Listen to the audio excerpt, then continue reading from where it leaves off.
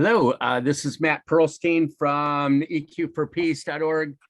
We are trying to, this is the Positive Mental Health Symposium, and we are working with different professionals in the industry and trying to figure out how to make more positive impact on our mental health.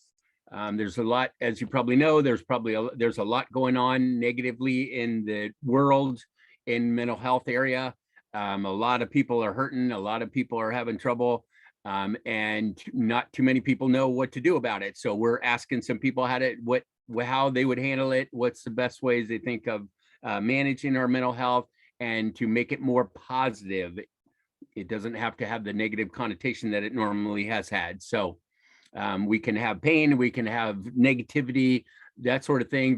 There are problems, and not everything's all peachy keen, but we can learn how to deal with our negatives, and we can learn how to actually bring them up into the positives and help make it better. We can actually become better even with the negatives, or even because of the negatives. So I have with me today Byron Doc Downing. Doc we've been working together for 30 years or so. And I consider him one of my biggest mentors that have taught me about mental health and about therapy and about psychology and about how people work. She has a really neat way of summing things up so they're very understandable, and people can use them. And I've used it, hundreds and thousands of times over the years. So a great honor to be working with Doc Downing. Here we go. Howdy, Doc. Welcome. Well, I'm glad to be here. This is a privilege, and I'm excited about your given this opportunity for so many people to share their ideas and let us sort out, what works and what doesn't. So right on. Yeah. So yeah, thanks. The whole mental health thing, we've never talked about it before, not you and I, but we in general, we don't talk about it much. We didn't learn about it from our parents because they didn't know.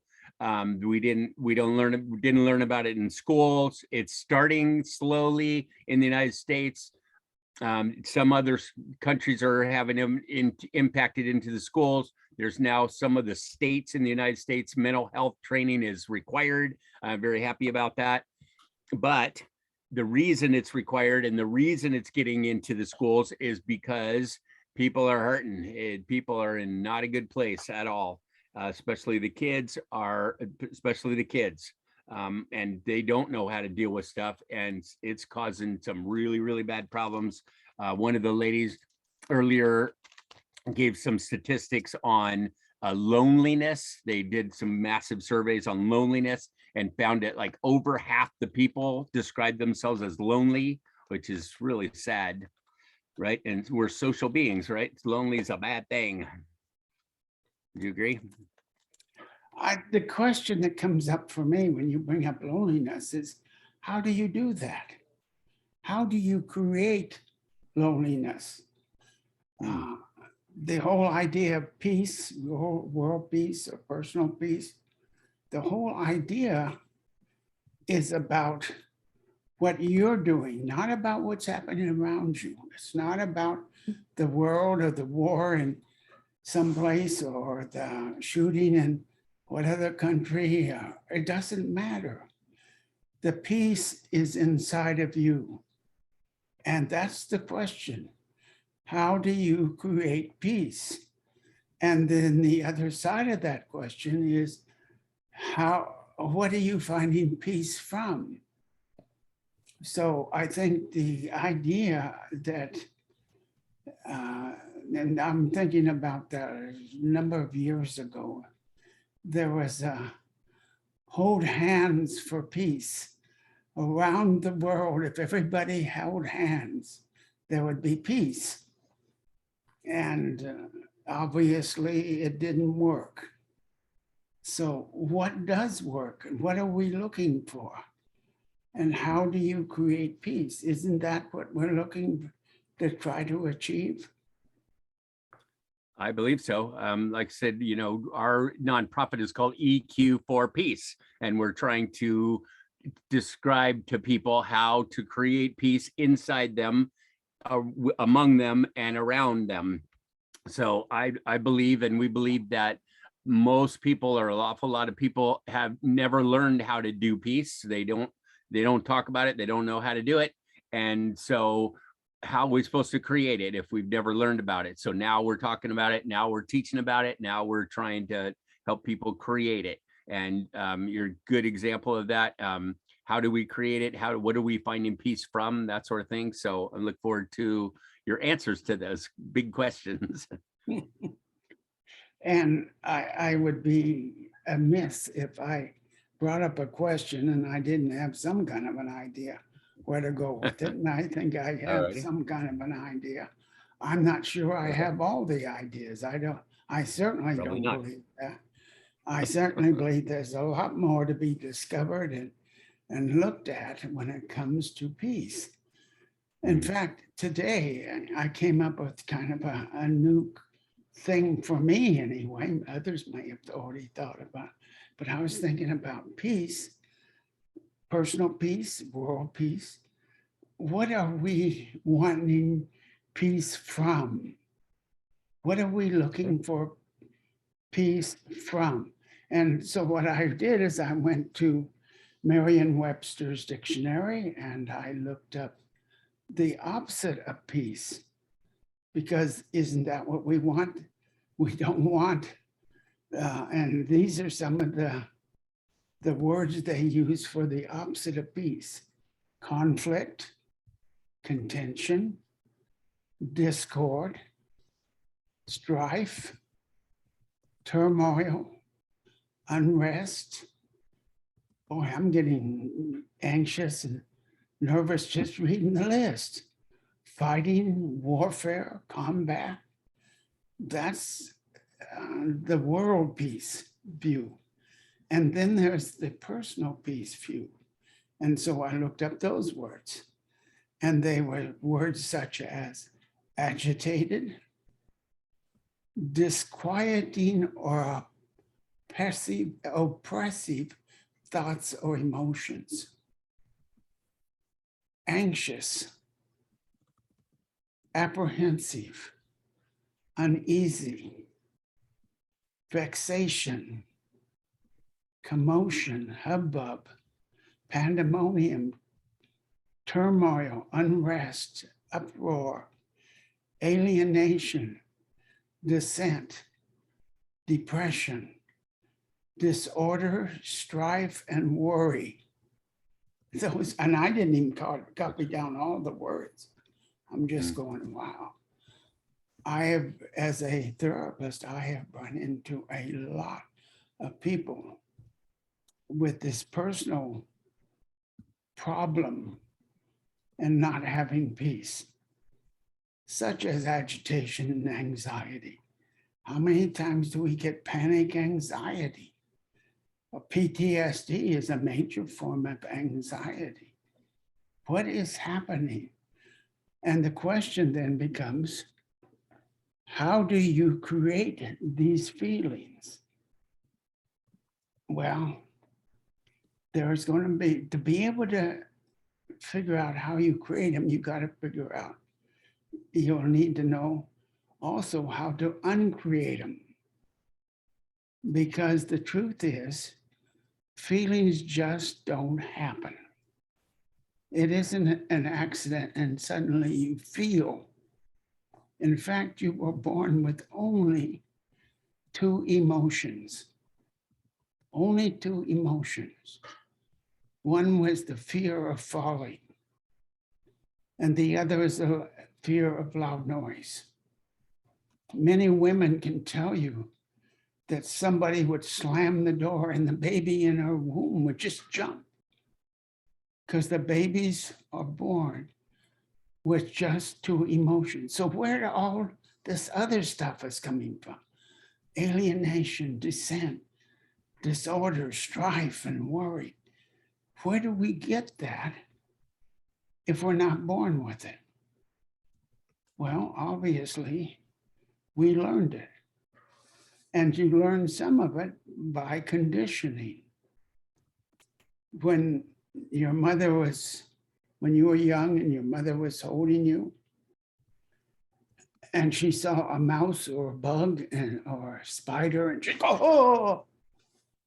And what did you learn as a child? To be afraid. If mother's afraid, and it's learning from other people's responses, and you accept that, wow, it must be dangerous. Loud noises, same thing. You were born with the fear of loud noise and the fear of falling. But how many of you have learned to overcome the fear of loud noises? And now you go to 4th of July celebrations and you have a great time. Some of you are even brave enough that you take up skydiving. Talk about the fear of falling. What I know is that if you watch the fireworks at 4th of July and you get a different message, loud noise and beautiful lights, you can unlearn what you learned. You can, if you want to get through the fear of falling, then you do what you're afraid to do. Getting through fear is simply doing what you are afraid to do. Now, this is an interesting concept because what most people are afraid of, they will avoid. So if they're afraid of getting up and speaking in front of a group of 500 people, they will do everything they can to avoid doing it. And what you avoid doing just creates more anxiety, more tension, because if I'm avoiding it, it must be dangerous. So anytime you have a fear and you avoid it, you create more fear. Now, there's nothing wrong with having fear, right? You don't want to overcome your fear of wild bears. I can tell you that. There was a family just this week that a bear was on their backyard and they were in the house and they tried to scare the bear off, and the bear just came through the window and they had to fight the bear and end up getting bitten and hurt, but they ended up killing the bear. Now, that's a good fear to have. The fear is one thing you can make a choice to have or not. Okay, now I'm going to give you some things you need to believe to be able to change. Here are some things that you need to believe. And if you don't believe this, you will not find peace. These are the beliefs that you must have to find peace. You must believe that words have no meanings. But what you hear often on the news or from politicians is words do have meanings and they can cut you to the quick, which is a lie. No words can cut you to the quick because words have no meanings. Words do not have a single meaning. What you do is you attach your meanings. That person isn't safe. I'm not safe with myself. I do stupid stuff. That fireworks are dangerous. You will attach meanings to words. And then you become a reactor depending on what meaning you put to it. Words have no definition. You will never find the meaning of a word in the dictionary. Dictionaries will give you the definition of words. And often they'll give you several definitions of words. Same word can mean a half dozen or more things. Let me give you some examples. If someone says, "You are the witch's tail," you are the witch's tail. Now, what are they saying? If you don't understand what I said, look up the words in the dictionary. How many times have you heard that? Which is a lie. You will never find the meaning of that, of those words, by looking them up in the dictionary. You are the witch's tail. Or here's another one. You got to be old enough to know this one. You are the bee's knees. Now, is that a positive thing or a negative thing? Look it up in the dictionary. Well, you won't, of course, find it in the dictionary. It's not there because dictionaries do not have meanings. They have definitions. And recognizing and believing that when somebody says something to you, it's their meaning. It's not the meaning. I am not what that person said. We'll get into some more beliefs that will help you with that. Let me give you another example.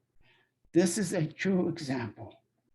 A young lady, actually she's still in high school, is getting ready to go on her first formal dance. And she is showing off to mom her dress, and mom says, "Well, I think you need a little extra padding in just the right places." So mother gets the cotton out and they put the padding in the right places. And then the boy comes over and they go off to the dance. Oops, I forgot one thing. Mother said, "And we're going to let you wear grandmother's genuine necklace." I forgot to say that. So she had the cotton in the right places and grandma's genuine pearl necklace. And then as they are leaving the house, the boy looks into the girl's eyes and says, "Are they real?" And of course, she hears about the cotton. And she will not go out. She's through. That's it. And the mother asked the boy, what'd you say? "Well, I asked her if the pearls were real." Oh, yeah. Words have no meanings. Only people have meanings. And you often have expectations of what people are going to say or do. And that's the meaning that you put to the words you heard. If you expect somebody to put you down, there's about an 80 to 90% chance that that person will put you down. Not because they really put you down, but because you believed they were going to do that and you were looking for evidence. And so you reacted. You got upset. You created the conflict. You created the anxiety. You do this by what you think. Matt has a real neat paper that shows you, you write down what you think, and then you write down what it means to you, and then you'll write down what you feel. Because the way it works is what you think determines what you feel, and what you feel will determine your behavior. So you can believe, this is the second thing. The first one was what? Do you remember that already? Forgot it. Words have no meaning. Only people have meanings. The second belief you have to find peace is that you think, and that you can think anything you want to think. Versus, you can believe, very few people know that they think. How many people do you know that really know that they choose to think, and they can think anything they want to think? These people often believe they are the victims of thoughts, not the producers of thoughts. You produce the thought that produces the feeling. William believes here's an example. William believes that he is inadequate. Any of you feel inadequate at some time in your life? William believes he is inadequate. He believes his inadequacy is real. William does not know that it's just a thought. William's inadequacy cannot exist unless he thinks he is inadequate. That's what William believes about himself that makes him feel inadequate. Dorothy is depressed. Here's another example. She believes she is depressed because life is overwhelming. Life cannot be overwhelming. Only what Dorothy thinks about life makes it feel overwhelming to her. It's your thinking that's causing your lack of peace. The problem is most people think if they can change what's going on outside of them, they can find peace. Not true. You can be in the most peaceful place and be all torn up inside. Not knowing that you choose to think allows you to feel like a victim. Let me say that one more time. Not recognizing that you choose to think allows you to feel like a victim. Any victims out there? How do you do that? Not knowing that you choose to think. Understanding that you think makes it difficult to take any of your negative thoughts seriously. When you get a negative thought and you go, wow, this is stupid, I just thought that. My negative thoughts are the result of my thinking. Taking your negative thoughts seriously simply means that you have forgotten that you think anything you want. You can think anything you want. And when you forget that, that is when you take your negative thoughts seriously. Okay, so we've got through two of them. Let me give you one of the hardest ones to get, because you'll get it intellectually, but you're going to have a hard time emotionally when you need to use this. It's called the to-me rule. T-O-M-E. To me. And there's two parts to it, and this is the first part. The first part of the to-me rule says that whenever someone says, get it out. whatever someone says about you says nothing about you. It only tells you about them. So if somebody says you're dumb, you're lazy, you're irresponsible, what have they said about you? Nothing. If your mate says you have 3 heads and 15 legs, and you are not safe to be around,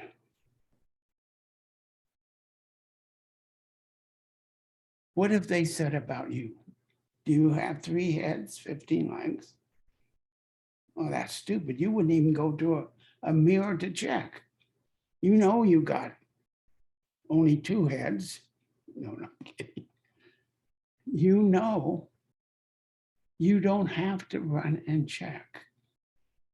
But if your mate says you are the most selfish, narcissistic person I have ever met, now what have they said about you? It's still nothing.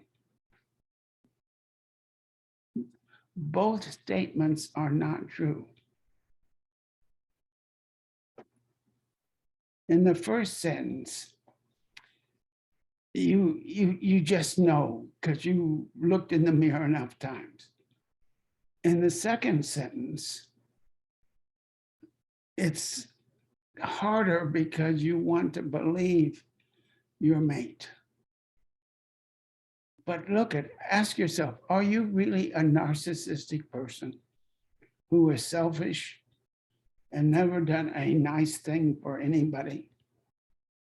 Well, I don't think you're that perfect that you can always be screwing up. You're not so perfect that you can always be wrong. That's the rule.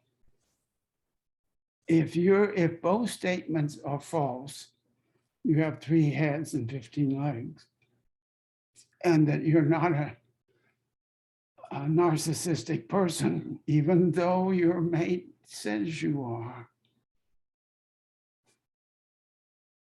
then do you need to get your feelings hurt? Reread the 2-me rule for a minute. The 2-me rule says that what I say about you says nothing about you. It only tells you about me, what I believe, what I think, what my judgments are, what my expectations are. That's all the 2-me rule says. That I'm not talking about you. I'm just talking about where I'm at, how judgmental I am. In the first statement, you got 3 heads and 15 legs. Okay. That's easy to say, okay, this person is delusional. This person has a real problem, right? How do you make it harder to believe that you are not narcissistic? You don't even know what the word really means.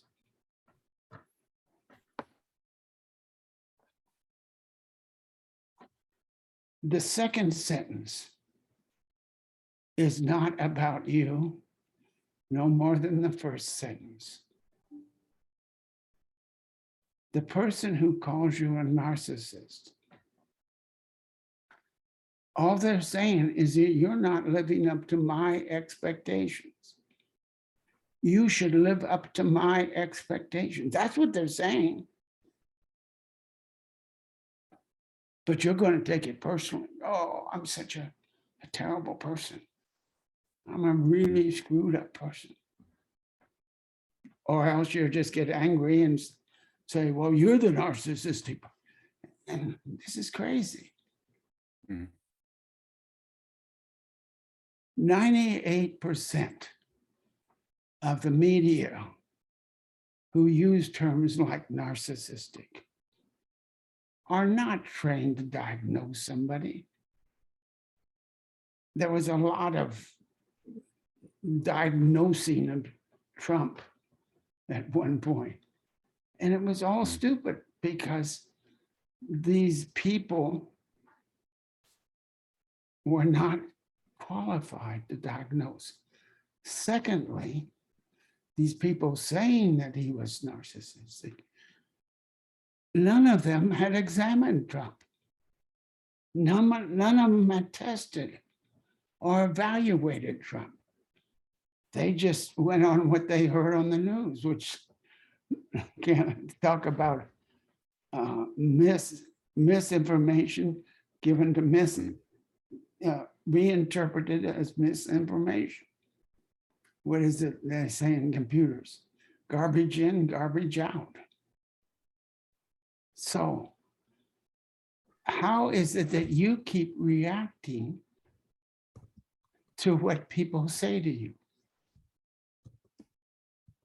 when it's just their judgments and that they're unhappy with the person, with you, the person, because you're not doing what they think you should do?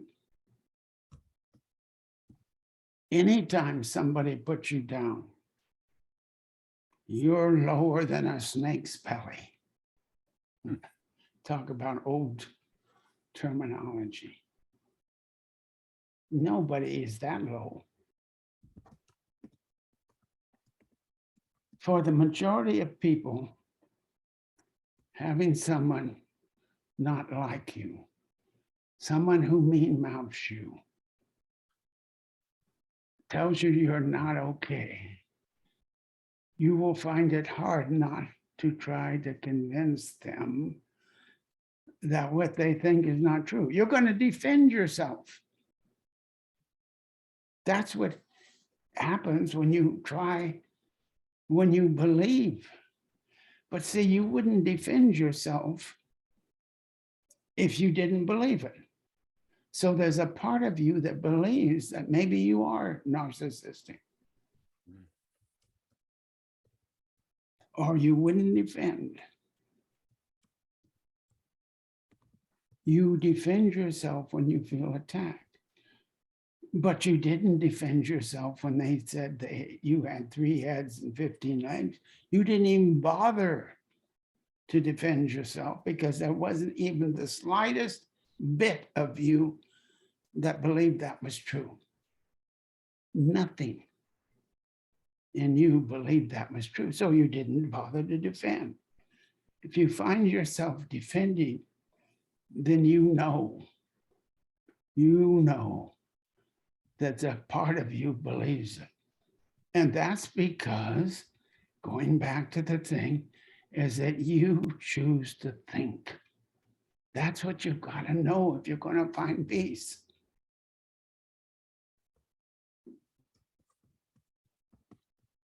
So the next time you get your feelings hurt, remember the to-me rule, that none of this is about me. This is about the person telling me. It's what they believe and what they think.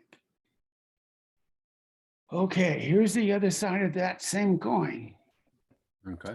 What if somebody says to you, you are the most beautiful, vivacious, and dynamic person I have ever met in the whole world?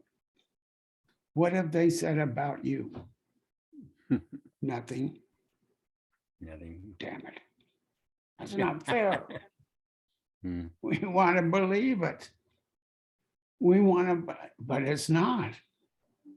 Because that same person a few years later will take you to the cleaners because you're not living up to their expectations. So remember, whenever someone says about you, whatever they say about you, it's never about you. It's what they think and believe about you. And it says nothing about you. Not believing and applying the to-me rule will result in you taking things personally and getting even. Well, you hurt my feelings, I'm going to get you. What a waste. You'll never find peace unless you understand and can harness the to-me rule to use it for yourself. Now, I said there were two parts to the to-me rule. One part is that when somebody is talking about you, they're saying nothing about you. Got that? Here's the other part. When you're talking about somebody, your mate, your boss, the guy driving the car on the freeway, the to-me rule says that whatever you say about them says nothing about them. It only tells them about you. So if you give somebody the finger, what have you told them about you? See, it's not about them, it's about you. That they're not living up to the way you think they should drive on the freeway.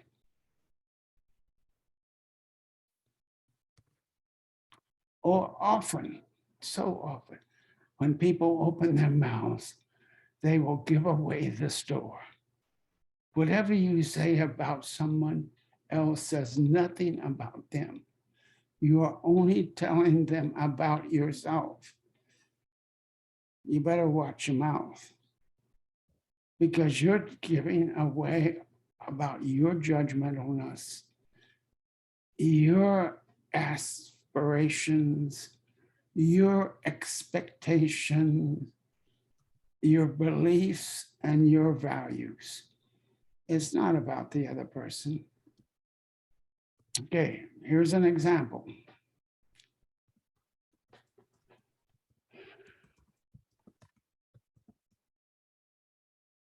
I'm wondering,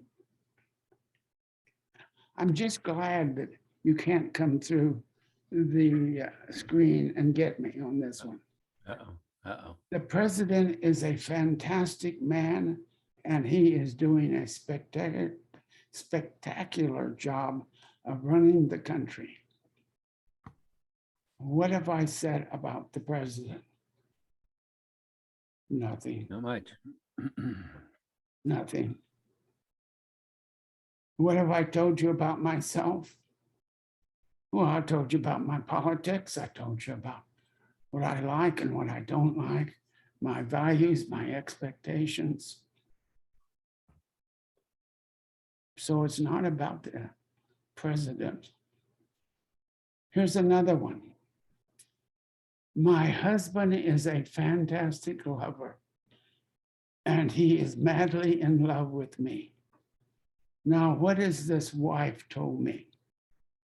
Nothing. It's not about her husband. It's about her expectations. What she is saying about her husband is nothing. Okay, the other side. My husband is a lousy lover. He is oversexed and lazy. Now, what is she saying about her husband? Nothing. Oversexed and undersexed. Exciting words that get people all riled up. To say somebody is oversexed is only to say they want more sex than I do. To say somebody is undersexed says I want more sex than they do. It's not about the person. There isn't a magic number. Whenever you're talking about someone, be aware that you're only expressing your beliefs, your values, and your expectations. So, do you want to create a hostile environment? Because most people do not know the to-me rule, and they're going to react because they don't know that they think, and they're not aware at all. They have no clue that when you're talking about them, that you're really talking about yourself. Projecting your judgments and expectations onto others will result in people becoming defensive and attacking you. Is that a way to bring about peace? This is why these are the beliefs that you must have to create peace. Okay, now we're down to number 5. There are only 3 things that you have ever thought about. Think about, in fact, take a minute and write down 5 major fights that you've been in with your husband, with your boss, with your wife, whatever. Write down 5 major arguments, because they look like they're all different. They look like they are very different things, and there isn't. There's only 3 things that you fight about. And if you stop fighting about the fringe stuff and you start fighting about what's really important, these 3 things, then you will solve the problem. But the problem is people often don't want to, they want to, what I would say, major in minors. You spend too much time at the bar. You don't help me around the house. You don't have a good enough job. You need to get a better job. You have no ambition. No, none of that is about you. All of that is about the person telling you that and what their values and expectations are. So here are the 3 things that you fight about. Write them down because you're going to forget them. Here are the 3 things you fight about. The first thing is you need to feel significant or important. Now, if you want to get my reference for this, it's Viktor Frankl in his book, Man's Search for Meaning. Abraham Maslow was incorrect. Abraham Maslow is the one most often quoted, but he was incorrect. He said the basic human need is to have a roof over your head, food on the table, and to feel safe and secure. Not true. One of the things we know that kills babies is lack of significance or intention on the parent's part for the baby. My wife used to deliver babies. She was a certified nurse midwife, not a lay midwife. She delivered babies in the hospital. And if she had one of her patients come to her and say, here's my 4-week-old baby, and he doesn't look so good. And my wife would put him on the scale. Yep, he's losing weight. And he can't lose that much weight and stay alive. And then she would hand the baby to the woman. And she would watch how the woman responded to the baby. If the woman went, my wife would call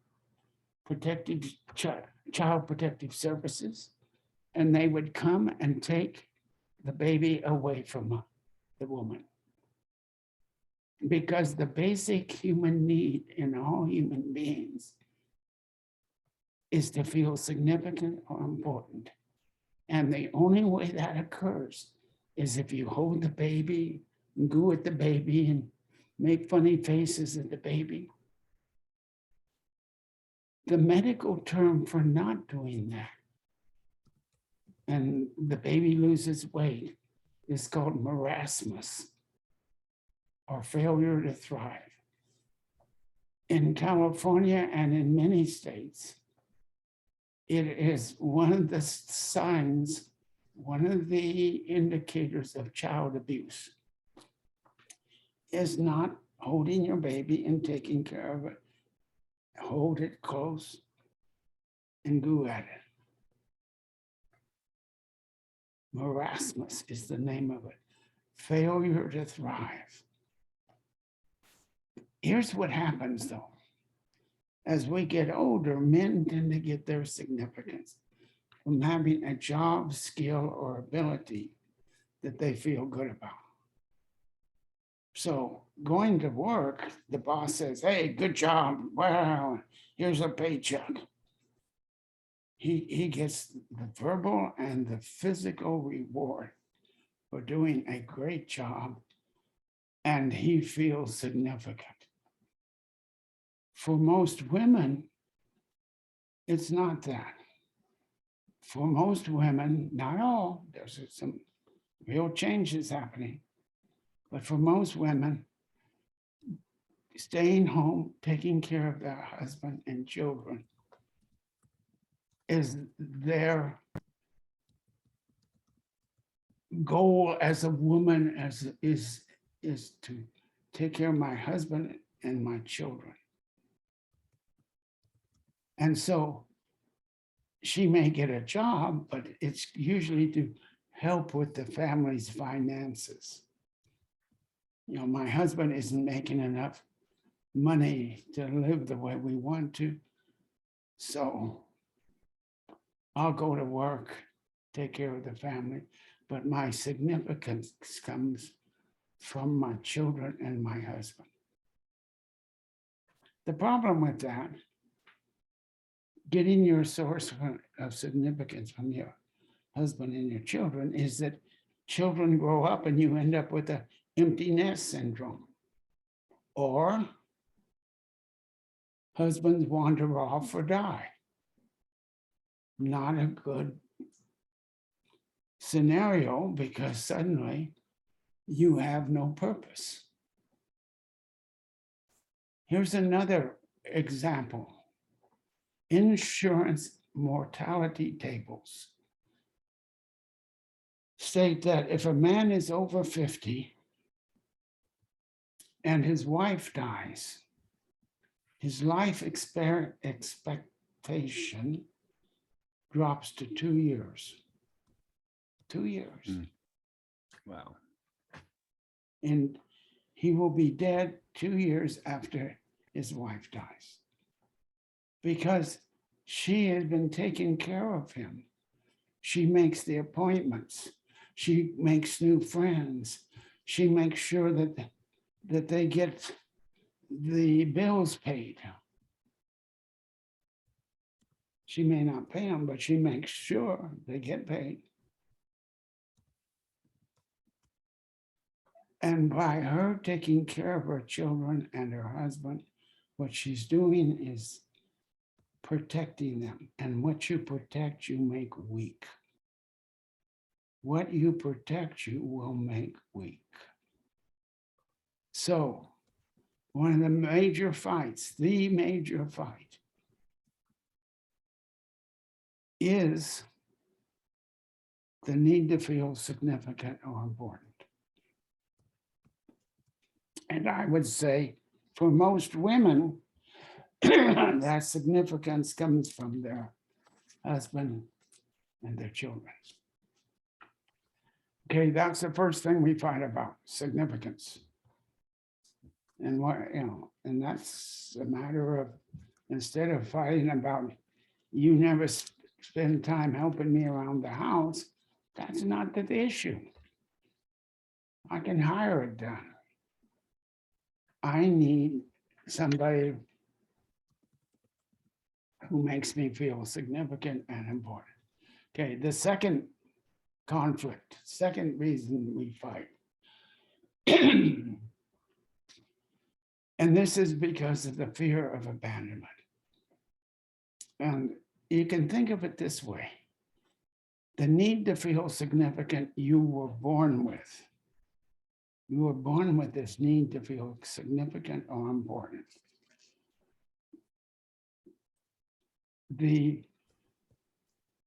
And second reason we fight comes when you're a year old.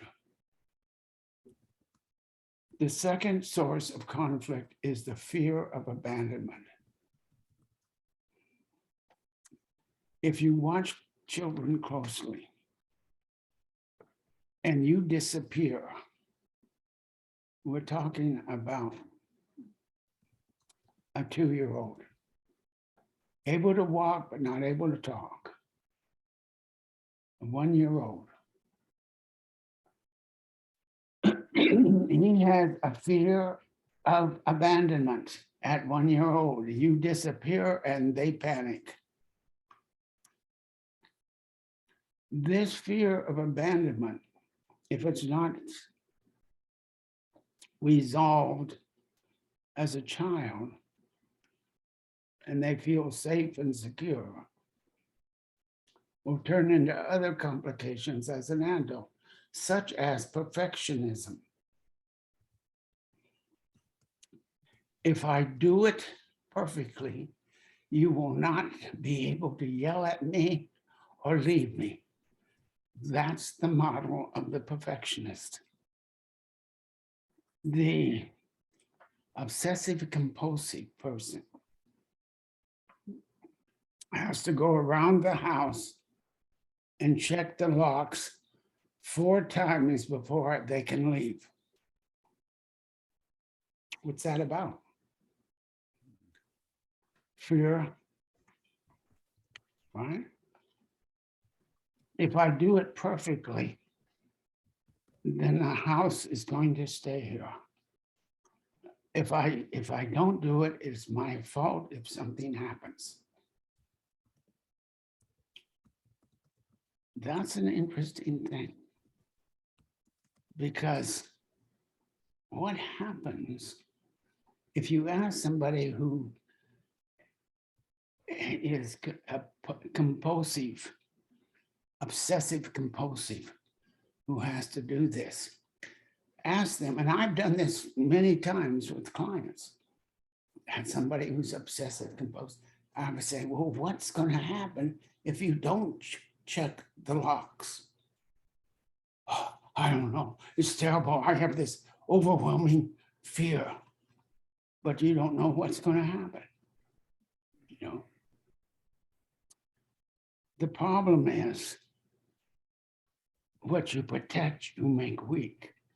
And the more times you go around and check the locks, the more uptight and fearful you will become.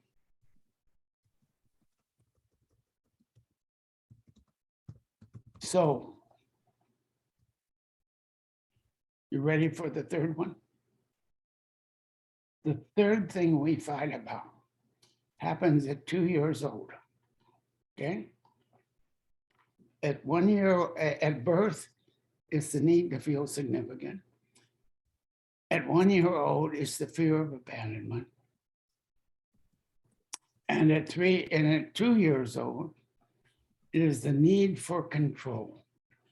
What is the favorite word of the 2-year-old? No. I heard it. No, I do it myself. This thing of control. Men have more problems with this. In fact, women often say these grown-up boys have commitment phobics. They don't want to get married. They, have sex all day long, but they won't get married. Their response is, don't tell me what to do. You're not my mother. Mm-hmm. In other words, another phrase you'll hear from these commitment phobic people is, it's my way or the highway. How many times have you heard that one? Okay.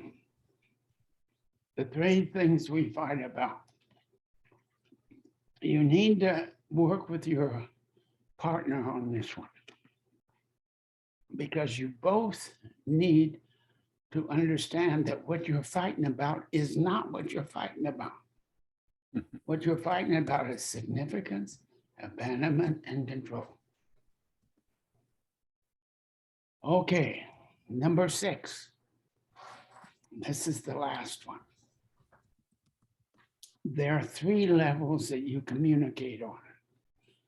You can't make the single statement without having 3 different levels that you just communicated on. You hear people say, well, I said what I said. If you don't understand it, look it up in the dictionary. Well, we already know that. You're not going to find it in the dictionary. So what are we doing? The 3 levels we fight on are the content, okay? And here's where the problems start happening. The wife says the dishes are in the sink. Husband looks over and says, they sure are. And then that's when the ship hits the sand. This whole thing goes crazy because she was not just saying the dishes are in the sink. That's the content. That's level 1. Yes, the dishes are in the sink, but that isn't what she's saying. The thing that she's saying is the meaning. What does it mean to her that the dishes are dirty and in the sink? And you need to wash them. But see, the second level of people don't often say. And so if you want to, you can play dumb. Yep, the dishes are in the sink, you're right. And then the third level is the person's feelings about the dirty dishes being in the sink. Is I am angry and upset. I feel used and abused because you will not help me. And the dishes are in the sink, and that's another example of you seeing me as just a servant. That's coming to the feelings.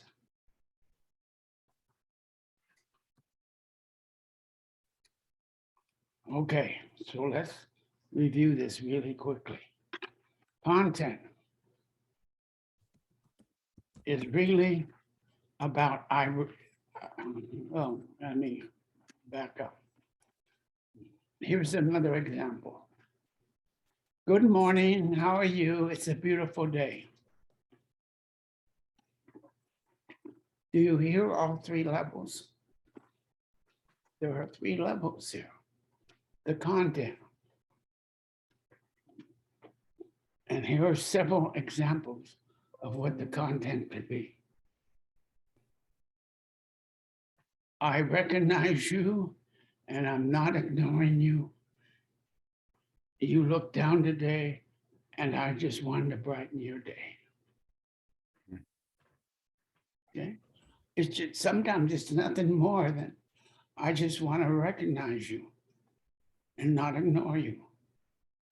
Sometimes it's I want to smile and see if I can get you to smile because you look down.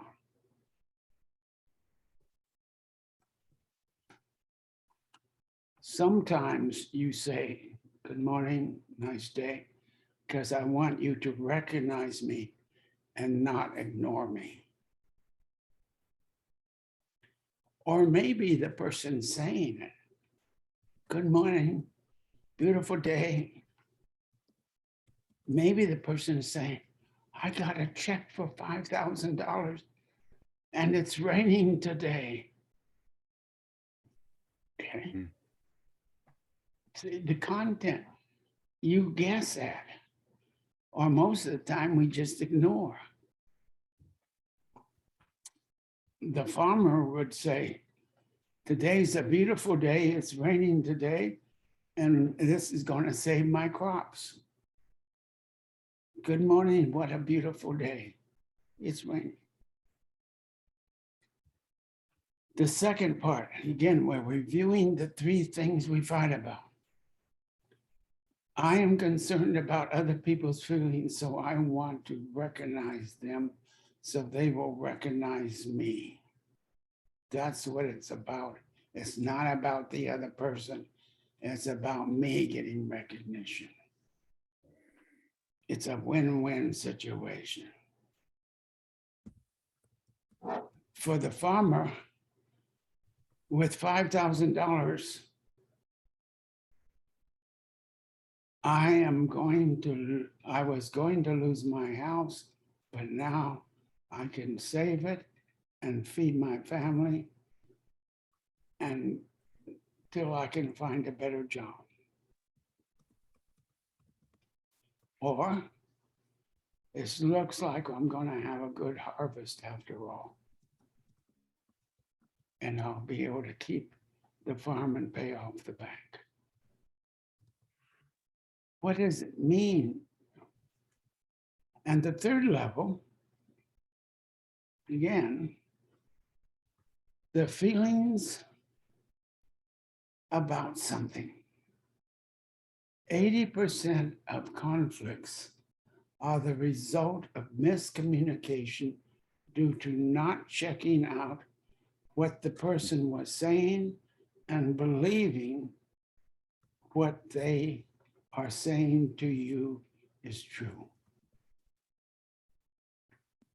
That's the problem. We don't share the feelings. And people assume, oh, you must be angry. You didn't say hello to me today. You must be angry at me. What did I do wrong? You have a choice. You choose to think, right? We're going back to the review now. You choose to think. And you can think anything you want. Words have no meanings versus words have meanings and they can cut and kill you. Not true. We talked about the to me rule, that what I say about you says nothing about you. It says a lot about me. What you're saying to me says nothing about me. But it sure tells me about you, your judgments, your beliefs. And then we talked about the three things we fight about: significance, abandonment, control, and the last one was the three levels that we communicate on. If you want peace, personal peace, world peace, we need to know this stuff ourselves. We need to know these beliefs and apply them to our life. Because we're often saying we want peace, but we're torn up inside of us. We don't have peace. And I like the lady who was talking about going for a beautiful walk in the park and everybody she sees is on the phone. And I'm going, what they're missing? People need to understand these beliefs and apply them to their life. And I can guarantee if Putin and others understood this and applied these to themselves, then it would be a whole different kind of a world. Mhm. Matt, have you fallen asleep? Nope, I'm here with you. Do you want to see, I was sharing a while back about the, that form. Let me pull it up again real quick. There you go. Oh, Right. yeah, this is Matt's. This is make a copy of this, you can get it from Matt. If you get this, you don't have it, Matt has this. He made this up. It's about how you think. Something happens. And then you put a meaning to it. The meaning then determines what you feel, which determines your behavior. It walks right across. This is a way to start changing what you're thinking and feeling. Now, peace is the feeling, right? But you're not going to have peace unless you change your meanings. So this is a crucial part of this peace concept. Good one, Matt. I really appreciate you bringing that one up. Well, it's your concept's just my form. So, and then the other top is about what do you believe from stuff that happened from a long time ago. And then the bottom is about same thing happened, but you can change the meaning, change the feeling, change the behavior about all that. So I find it useful in changing all of those. The meanings, so also we also call them belief systems, but a lot of times they're unconscious, right? A lot of times we are not aware that we made those decisions about life and ourselves and that we're still living on them, even though we made them a long time ago. We're still living on them, right? Right. Mhm. So So it I helps have to not make been them. paying attention to the clock. Have you, Matt? Yes, I am very definitely, and we're fine. We're fine. We still got about 15 minutes. But if you're done, we're done. So, did you, another, if you want, I have, example of this, there I filled this out for myself, about me, not for myself, but about me. You want to go through it real quick? Yeah, can you put that one up? Okay, so here's the next one. What happened? What happened? We moved a lot. My dad was in the Air Force. We moved a lot. And This is the original, this is the start. Where's the one you filled out? I'm getting there. See Oh, see the okay. what happened part? Yeah. So just the first one is just a Okay, fact. we I mean, moved it's a an event lot. and it happened. We moved a lot. Yeah, that's it. That's what happened. What did I Here we go. decide? Unwanted, unlovable. Life is painful. The world is scary. This great example of something happens and we'll put a meaning to it. And then the meaning determines what you feel. Right? Right. So Feel you're unwanted. hurt, afraid, angry, sad. Yep. And again, there's no peace in that one. No. There's in withdrawal, addictions shut down. Very good. Yeah. So from that event, which happened, this is what I kind of decided about life and about myself, and which brought up these feelings and therefore created these behaviors. My thoughts, my feelings became my behaviors, like they do. So wait, to unravel it, we go back down on the bottom and say, okay, we still moved. The fact is, it was an event, it was in the past, and it still happened. But I could change my meanings about that. I thought that everybody, because we moved so much and other people moved, I thought they were leaving me personally. I thought they were, it was a statement on me, that they didn't want to be around me and that I was unlovable and I was the problem. Um, as I worked through this with your help, Doc, I realized that a lot of those people were moving anyway. They had nothing to do with me because they were in the military and we were in the military and we were moving. It didn't have a darn thing to do with me. So maybe that's not a problem. Maybe I'm a little more lovable than I thought. And I'm okay. Instead of life being painful and scary, I tried to change it to that it's interesting and I can feel safe. And I had also thought that, men are not there. My dad was gone quite a bit for traveling and doing his thing in the Air Force, and that my mom didn't want to move either. And so she was kind of a victim. She had a hard time as well. And so by looking at that, I realized that actually my dad was being pretty strong and my mom was being pretty compassionate and helpful to us at the same time. So I had a bunch of beliefs about life and such that didn't turn out to be so true, which I'm happy to say. They're wrong. I was happy to be wrong about these things.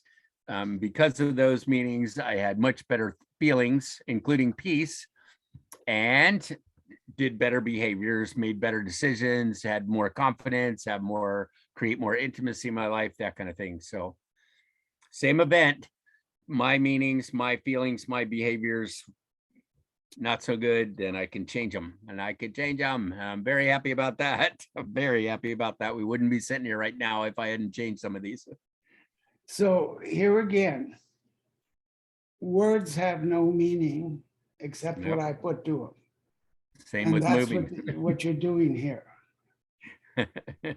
I choose to think. Yep.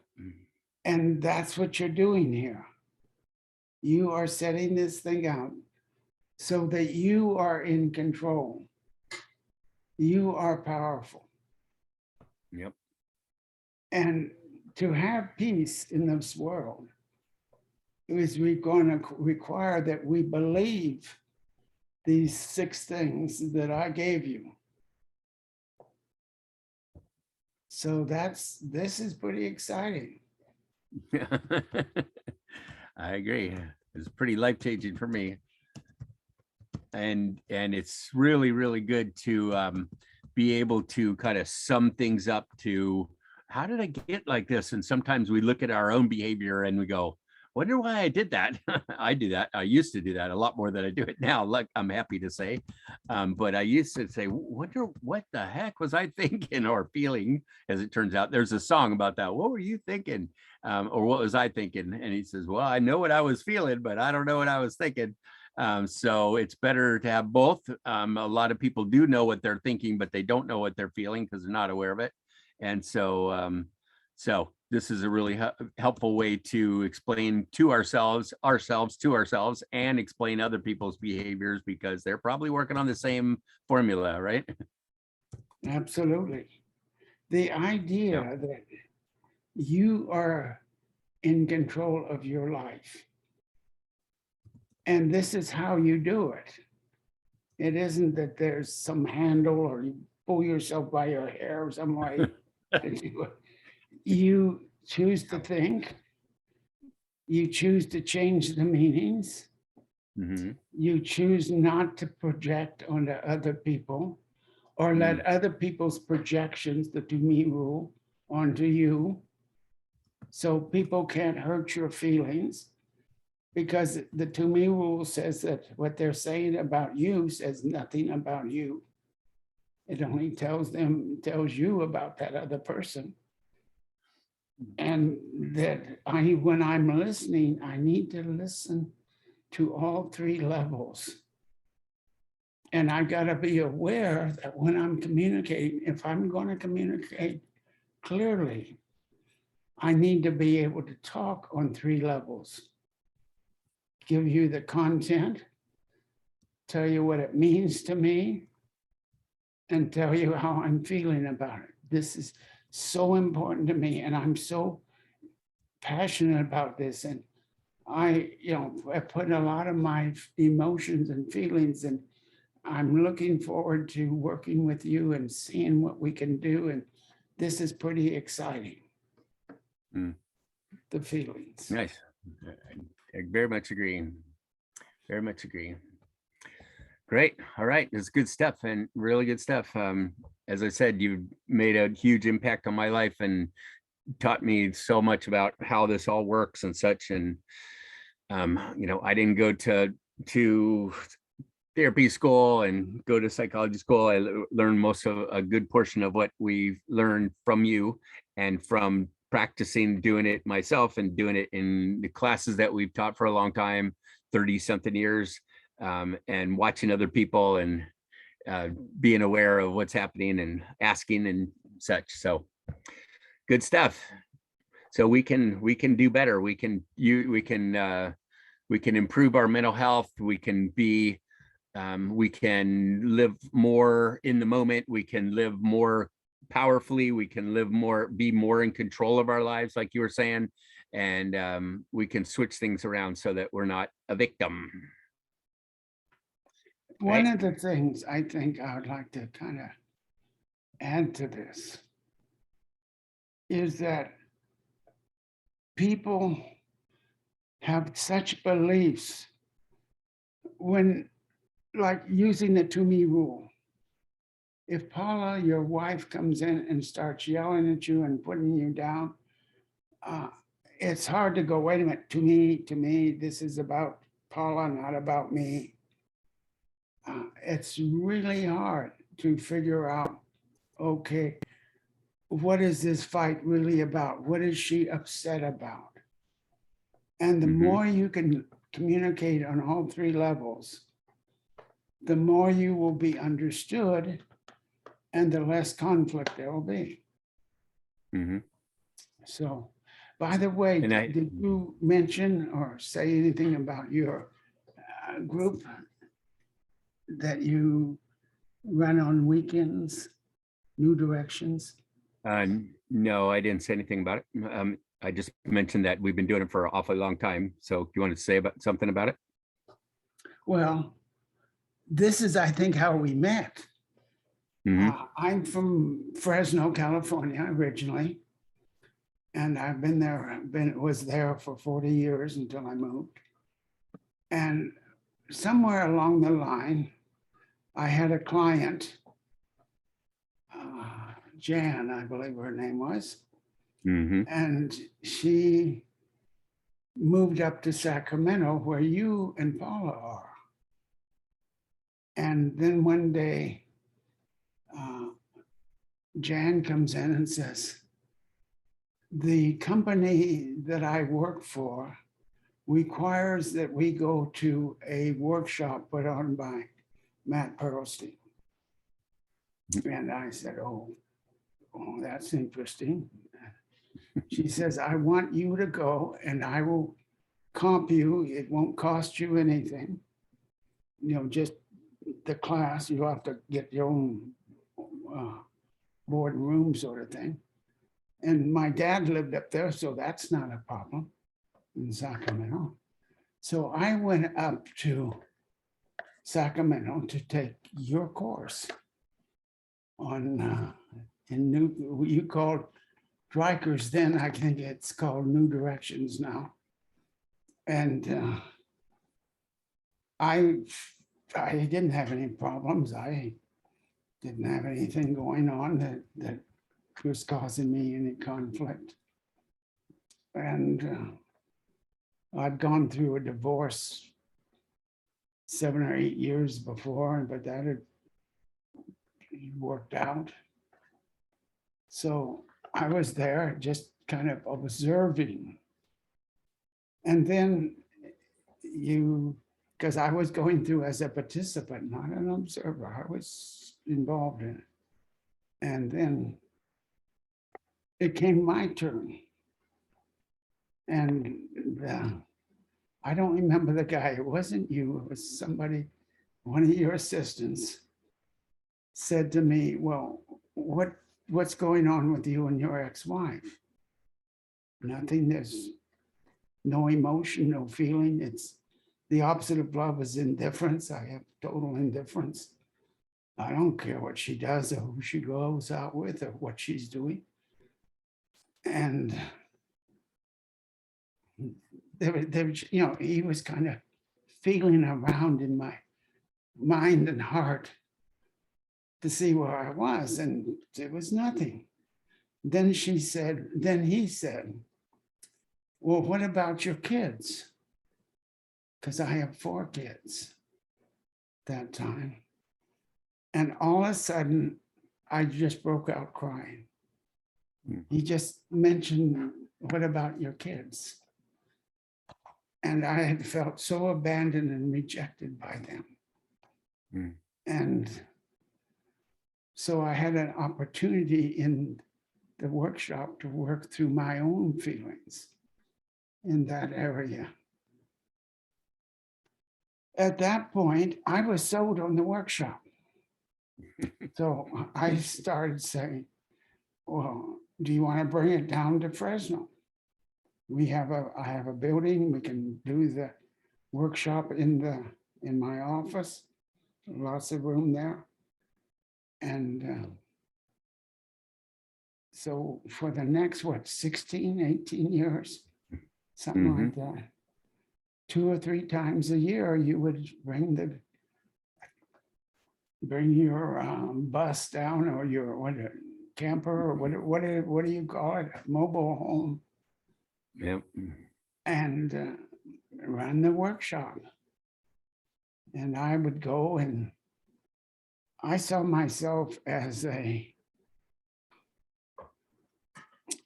because I had the degree and the license, I saw myself as giving it legitimacy because I would be there. And we had some pretty good classes. We had 20 sometimes. We had and you used to put some of your therapists through the class as well. That was pretty neat. Say again. You used to put some of your therapists, some of your employees through the class as well. Yes, absolutely. I can remember one of my employees that I put through, and she was really resistant. I'm not gonna go. I said, just go and sit. You don't have to do anything. And that was Dorothy, I believe. And so Monday morning, I get this call from Dorothy saying, I'm not coming in. I had fantastic weekend, some breakthroughs, some insight. And my boyfriend and I went up to the mountains to watch the sun come up. And I'm exhausted and beat. I'll be in tomorrow. I said, fantastic, do it. So excellent. That was a good experience. Yes, very good. Then we had to stop because of COVID, and we tried to do another one last weekend, and more problems. So anyway, 36 years we've been doing those now, and it's been very interesting to watch people and being able to work with people and get if you're into instant gratification, it's a wonderful way to get to watch people change right before your eyes. It's pretty wild because people don't know they don't understand that their belief systems are stuck inside them. They don't understand how to deal with their feelings very well. And if we found that if you can work with both the thoughts and the feelings, both the left brain and right brain, then you can make some huge changes really, really quickly. I was going to say painlessly, but that's not really true. It's actually fairly painful. Sorry, I know, I apologize to people all the time. It's actually fairly painful, but it's pretty amazing. And once you can go through that kind of that depth and that kind of pain for yourself, then from then on, people are no longer afraid of themselves. They're no longer afraid of their fear or afraid of their sadness or their anger like they usually are when they come in. So it's a pretty cool feeling. It's the ultimate self-esteem, self-trust kind of thing when you just know that whatever life happens, I can deal with it. If I can deal with my fear, anger, and sadness, I can deal with almost anything, right? It's pretty cool. Okay, my friend. All right. Yep. Thank you, sir. Great stuff. Life-changing kind of things. It's super simple. All of it's basically free. Doc has a really good book called Taking Control of Your Life, and that is on what's it You called? can go to my website. It's Yeah, on there we go. on the I'll put it on there. website, and you can download it from there. And it's like pay whatever you want or nothing. It's your choice, and it's But I have a lot of articles posted on the website. Yeah, And one a one month, of them right? is about the right brain, left brain. There are two different functions in your brain. The left brain is logical, sequential, mathematical sort of thing. The idea is that you have concept A plus concept B, and you have concept C. It equals C. It's just a logical process. The other side of your brain is very different. It thinks in pictures. So if you envision or visualize Morro Bay or San Luis Obispo or the ocean there, the waves coming in, Pismo Beach, the waves going out, and the sun overhead, and the clouds, and the birds, and your body will start to get very relaxed. Because that side of your brain thinks in pictures. It's not logical. But the problem is, if you get negative pictures in there, and negative pictures can come from molest, rape, war, Vietnam, all that stuff. Trauma. And now you have two different things. And so when you go into therapy, if you got, say, PTSD, right brain pictures, and the therapist is doing a logical, sequential sort of therapy, cognitive-behavioral therapy, you'll get very little progress because it's not dealing with the pictures. So you have to do right brain therapy approaches. And depending on where the conflict is coming from, where the lack of peace is coming from, it'll either be cognitive, logical misinformation, or it'll be a picture. And you will need to find a therapist who is able to sort out which is which, and then provide therapies, either cognitive therapy or right brain therapies to change those. Great. Cognitive-Affective-Behavioral therapy. Right? Yes. All right. So thank you, Doc. Appreciate it very much. We will definitely be in touch, as you know, and I'm hoping we can do some more work together in the future. I think we have some pretty cool concepts that are very simple that are life-changing for mental health. So, so thank you again. Take care. Thank you, my friend. All right. Bye-bye.